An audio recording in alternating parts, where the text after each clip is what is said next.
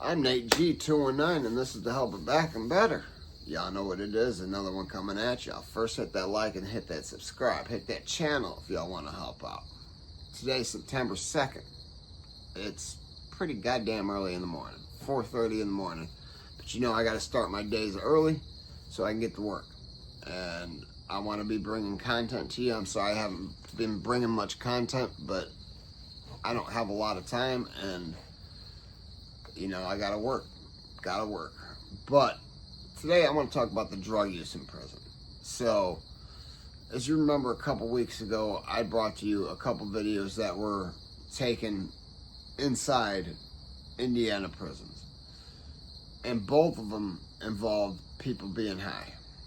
And one of them really made a lot of people look bad.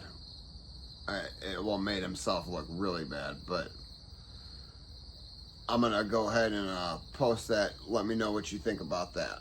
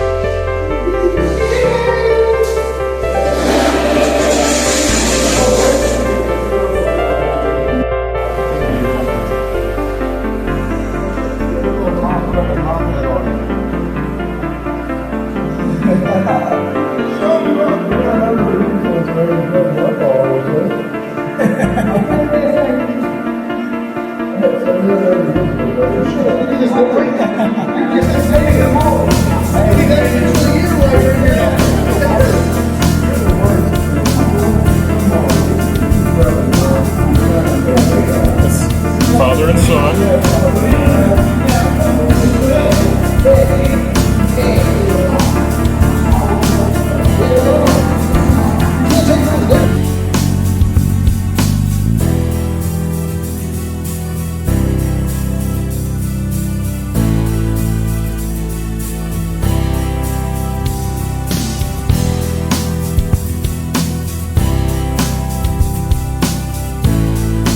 As you see, that guy's a freaking mess. And that's the K2. That's the Tucci. That's what they call it in prison. And what you saw, what we in Indiana prisons refer to as pranking out. It's sad. And unfortunately, that dude's getting ready to go home here in a few months. But I also got another one. As you see, these gentlemen, they're not pranking out, but they're high, and if somebody wanted to get at them, they could. The only thing I think that probably would prevent it is the fact that the chances of them being affiliated with some sort of organization is very, very high. Time out. But yeah, here's that snippet.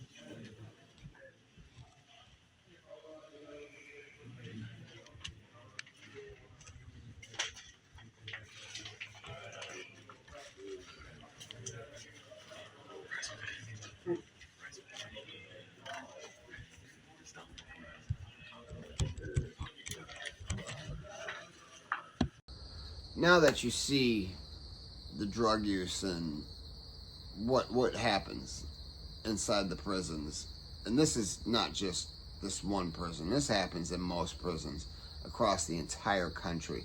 There's people high on this K2, and people are acting a fool when they're on it. A lot of times they are. That first guy, the white gentleman, I mean, that's an embarrassment. Now, there's a good chance his family could possibly see that, but you know, it is what it is. He's been in the prison system, in and out of the prison system more than one time. So, him getting ready to go home in a few months, he's gonna go home strung out on Tucci. And I'll tell you from personal experience, that stuff will make you have withdrawals. You'll be sick on it. Just because it doesn't show up on a drug test doesn't mean you don't get sick on it. But there's a bigger picture to this. People talk about prison reform and rehabilitation and stuff like that. How are individuals supposed to rehabilitate themselves when they're surrounded by the drugs? And the drugs and the phones and everything is coming in. A majority of it's coming in by guards. There's other ways. We're not going to speak on that because it's irrelevant. I'm not going to dry snitch on people that got some motion going on because, you know, that's their motion. I'm not going to knock their hustle. But there is a lot more going on in the prison system. They just don't give a damn. They don't care what's going on. As long as you're not stabbing each other or humping each other, they could really care less. If it makes their day easy, most of them are going to let most things slide. Oops, my bad. But yeah, they just don't care, guys. It's sad. So, what can we do to help slow the drug use and, you know, maybe put a stop to all the contraband and the violence and stuff like that? An actual prison that offers some sort of help to rehabilitate yourself. I don't know. You guys got any ideas? I do have some ideas. Number one, the drugs can't be like that in prison because they're just going to go to prison and come home and be on the same crap they were on before they went to prison. Sometimes people come home worse. So I knew somebody that had caught a big charge, had to serve like 60 years or something. I wanted to say he caught a body, and he'd never really done anything but smoke some pot here and there. He became a full-fledged heroin addict and died behind bars, overdosed. And he was wrong. He took a life. But he developed a habit because it was there. And that's it. Only because it was there. If it had not been there, there would have been no opportunity to stick that needle in his arm. So how are we going to stop that? Well, I think the screening of the guards coming in has got to be better. And I'm not just talking a simple interview, because so many people, most people in life don't even realize this. A lot of guards are gang members too. And their job amongst their affiliation or their organization is to become a guard. There's gang affiliated police officers simply because that was their job. You've seen The Departed. Now, The Departed might have been a little far-fetched, but there are people that become cops that are gang affiliated, and they become cops because that's what they were bred amongst their organization to become. They wanted to become a cop. They wanted them to become a cop so they could be bringing his organization the dope. He can be tipping his homies off about, this is what's going on down there, yada yada this, woo woo that. Yeah, guys, it's deep. That's when they say an organization it's organized. It's not just a bunch of flunkies all the time. Like a lot of times, you do see a lot of flunkies that just run around, throw up the gang signs, yada yada this. The shake up gangsters, internet gangsters, they don't know shit. They're fake. And a lot of them, though, are the real gangsters. And real gangsters move in silence. They become people that you would never think were gangsters. You would never know. That's how a lot of it does get in. There's people that are organized working in the prison systems. And because they're organized or a part of an affiliation, whatever, they are gangbanging. They're working for their gang. They've got 500 brothers all throughout this little square mile area. And that's not an exaggeration at all. Out of 1,000 people, if you're a gangster disciple, shit, there's a good 60% of that entire population, if not more, that's gangster disciples. Probably more like 75%. But hey guys, I hope you liked today's video. I'm gonna keep it a little short, but yeah, look at those videos, man. Look at what was said in there, and what they were doing, and what that guy was going through while he was high, and the torture, and I mean, some of them were trying to wake him up, but a lot of them were just slapping him around, picking on him. That's how prison goes, guys.